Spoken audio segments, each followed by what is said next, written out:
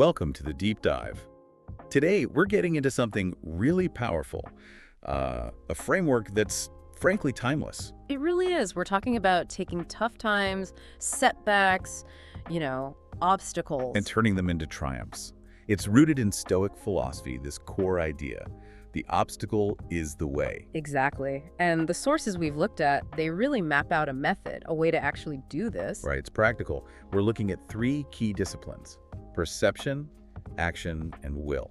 How they connect. And how you can use them, whether it's, a bump in your career or something much bigger. It all kind of crystallizes around this quote from Marcus Aurelius, the Roman emperor, writing from a war tent, no less. Yeah, around 170 AD. Incredible context. He wrote, "The impediment to action advances action.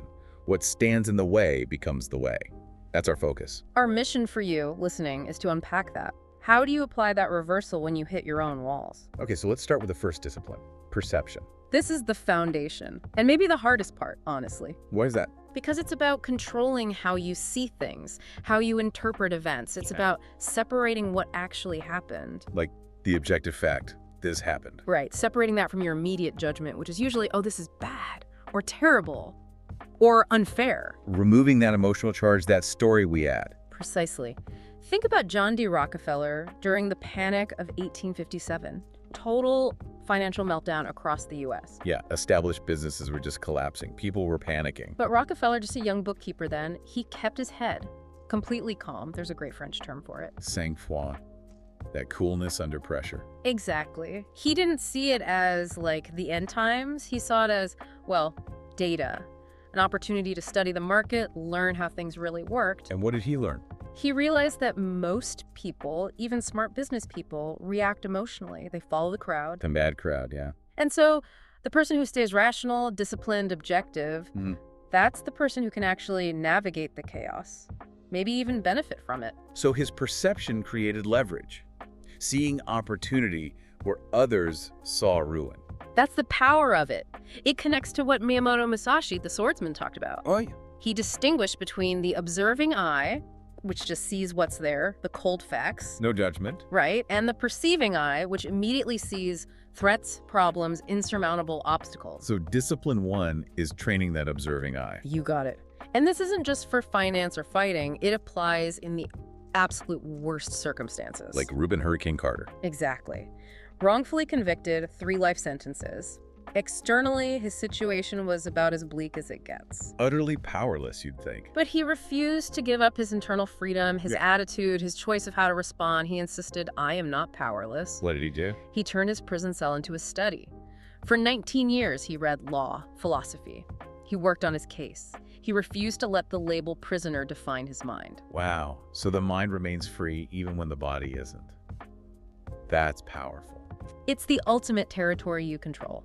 No obstacle gets in there unless you let it. This kind of reframing, it works in everyday professional life too, right? I'm thinking of that George Clooney story. Oh yeah, the auditions. That's a brilliant example of shifting perception. Actors usually feel like they're begging for a part, totally powerless.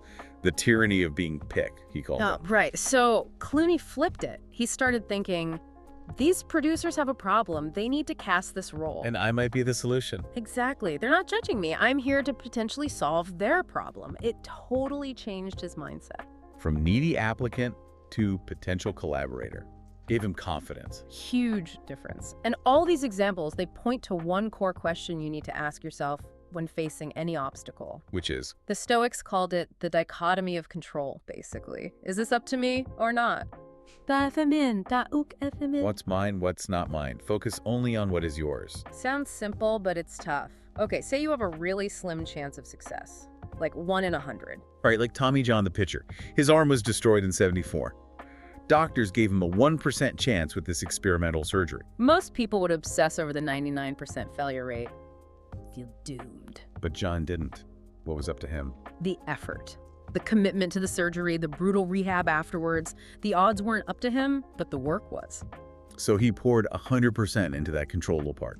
And it worked. He pitched for another 13 seasons, won 164 more games, because he focused entirely on his sphere of influence. So if your effort can make any difference, you commit fully to that effort. That's the takeaway. That's the key to unlocking perception. And if the effort is up to you, well then the game is on. Which perfectly leads us to the second discipline, action. Mhm. Moving from internal mindset to external doing. Right. This is about channeling your energy, your creativity to actually break down the obstacle. But it has to be the right kind of action. Directed. Purposeful. Who embodies that? Demosthenes, the Athenian orator, born with a really severe speech impediment, which for a politician in ancient Athens... Yeah, that's a career killer. Absolutely. But he didn't just accept it, he took radical action. The stories are pretty intense, right? Speaking with pebbles in his mouth. Yep. And rehearsing speeches while running uphill, trying to shout over the roar of the waves to build lung power and projection. Just relentless, self-designed practice. Painful but effective. Totally. Later, when someone asked him the 3 secrets to great oratory, he just said, action, action, action. He literally acted his way through the obstacle. And that action often looks more like sheer persistence than sudden genius. Think about Thomas Edison and the light bulb filament. Oh yeah, testing thousands of materials, 6,000, Oh, the yeah. story goes. Right. His rival, Nikola Tesla, kind of mocked his method, said it was like looking for a needle in a haystack, examining every single straw. Tesla preferred the lightning bolt of insight. But sometimes, especially with a totally new problem, that methodical, persistent, try-everything approach is the genius. You have to just grind through the possibilities. Respect the process. Iterate until something works. Exactly. And that persistence needs to be paired with a kind of pragmatic flexibility, doing what works, not just what's conventional. Like Samuel Zemery, the Banana King. Oh, Zemery was the master of this. So he wanted this plantation, but 2 different guys claimed they owned the deed. His competitor, United Fruit, got bogged down in legal fights. What did Zemery do? Simple. He just bought the land from both claimants. Problem solved. Move on. Huh? Cut right through it. And the bridge story. Classic Zemery. A government official told him he couldn't build a bridge he needed across a river. So what did he do? Didn't argue, right? Nope. He built 2 really long wharfs, one from each bank, extending out into the river. Then he just connected them with a temporary pontoon bridge. Brilliant. Focus on the goal, getting the bananas across, not the official obstacle. Radical pragmatism. It's all about focusing on the immediate practical action, which connects beautifully to Coach Nick Saban's philosophy. The process. Right. College football fans know this one. Yeah. He tells his players, forget the championship, forget the final score, focus only on this play, this moment, this step. Why is that so effective? Because huge goals, huge obstacles, they can paralyze you with fear or overwhelm. Right. You see the whole mountain and freeze. But the process breaks it down. Just focus on the next 5 yards, the next block, the next assignment. Makes the insurmountable feel manageable. Eliminates the panic by grounding you completely in the present action. And sometimes the right action isn't defensive, it's actually seizing the offensive even when you're under attack. Like Barack Obama in 2008 with the Reverend Wright controversy. Perfect example. That could have easily sunk his campaign. The standard political playbook would be, issue a quick statement, distance yourself, hope it blows over. But he didn't do that. No. He took the negative spotlight and used it. He delivered that major speech, A More Perfect Union, addressing race in America head-on. Turning a crisis into a platform. Exactly. He didn't just react to the obstacle. He used its energy to define his own narrative and elevate the conversation. A strategic countermove. Using the impediment to advance action, just like Marcus Aurelius said. Precisely. Which brings us, naturally, to the third discipline, the will. Okay, so we've perceived clearly, we've acted effectively. What happens when you can't act anymore? When your agency seems gone? That's where will comes in. It's your inner fortress, your final resource. It's about endurance, perseverance, finding meaning even when you're truly stuck. Abraham Lincoln feels like the embodiment of this. Absolutely. He suffered from debilitating depression his whole life. He called it his melancholy, a constant internal battle. Something that could have easily crushed him. But that very struggle, that severe experience, as he put it, it forged him. It gave him incredible patience, empathy, and just sheer iron-willed endurance. Qualities he desperately needed to lead the country through the Civil War. His own suffering taught him how to manage the nation's suffering. He'd already been through the fire internally. His favorite saying, apparently during the darkest times, was simple. This too shall pass. That's the essence of will, and it's something you can prepare for. The Stoics had a practice for this. Premeditatio malorum. Premeditation of evils. Sounds grim. A little, maybe. But it's incredibly practical. Seneca, for example, before going on a journey, he'd mentally rehearse everything that could go wrong. Storms, shipwrecks, pirates. Yeah, the works. Not because he was morbid, but to manage his expectations. So if something did go wrong... It would be a shock. The surprise factor often makes setbacks feel worse. Exactly. If you've already considered the possibility, you're less likely to be discouraged. You're prepared to endure. Okay, so we endure. But then there's this next level. Amor fati. Loving your fate.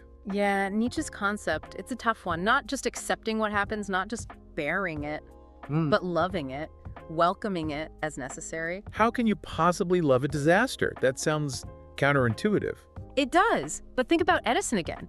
His entire factory complex burned to the ground in 1914. Years of work, records, prototypes, gone. Devastating. What was his reaction? Astonishing. He watched it burn, turned to his son, and basically said, "Go get your mother and her friends. They'll never see a fire like this again." Wow. And then, calmly, "It's all right. We've just got rid of a lot of rubbish." Rubbish, his life's work. He instantly reframed it, not as loss, but as a cleansing, a chance to rebuild, better, smarter, from scratch. He loved the fire because it forced a radical restart. That's amor fati in action. Finding opportunity even in catastrophe. Okay, and often the strength to do that, to find meaning, comes from connecting your struggle to something bigger than yourself. Like James Stockdale in Vietnam. Yeah, the highest-ranking U.S. POW in the Ho Lo prison, the Hanoi Hilton, he had zero control over his situation, his torture, his release, utterly powerless externally. So what did he focus his will on? His fellow prisoners. He made his mission supporting them, maintaining their morale, their communication, their resistance. Unity over self, he called it. Finding purpose in serving others, even in hell. Drawing strength from a cause beyond his own survival, it kept his inner will intact. Which leads to maybe a final nuance here. Yeah. The difference between persistence and perseverance. Right. Persistence is what Edison did with the filament, tackling one specific problem, hammering away at it. Okay. Perseverance is bigger. It's the long game. Is Odysseus spending 10 years trying to get home, facing one completely different, unexpected trial after another? Monsters, gods, temptations, constant change. It's that iron-hearted endurance against whatever life throws at you over the long haul. It's the decision, renewed again and again, just to keep going. There's a quote about that, isn't there? Yeah. The good thing about true perseverance is that it can't be stopped by anything besides death. It's the ultimate expression of will. Okay, so let's bring it all together. The triad. First, perceive things clearly, objectively, without adding negative stories. See what is. Second, act. Okay. Take deliberate, pragmatic, persistent action focused on what you can control. Break the problem down. And third, will. Cultivate your inner strength to endure what you must, accept reality, find meaning, and persevere for the long haul. Even learn to love your fate. Perception, action, will. A framework for any challenge. But it's crucial to remember, the obstacles don't stop. There's that Haitian proverb. Behind mountains are more mountains. Exactly. You don't solve life and eliminate struggle. You just get better at navigating it. Right. So the final thought maybe is this. Conquering an obstacle doesn't mean you're done. It means you've proven you're ready for a bigger one. Success invites greater challenges. It's a sign of growth. So don't dread the next test. See it as confirmation that you're capable. Welcome it, the path you just cleared. That's your proof you can clear the next one too.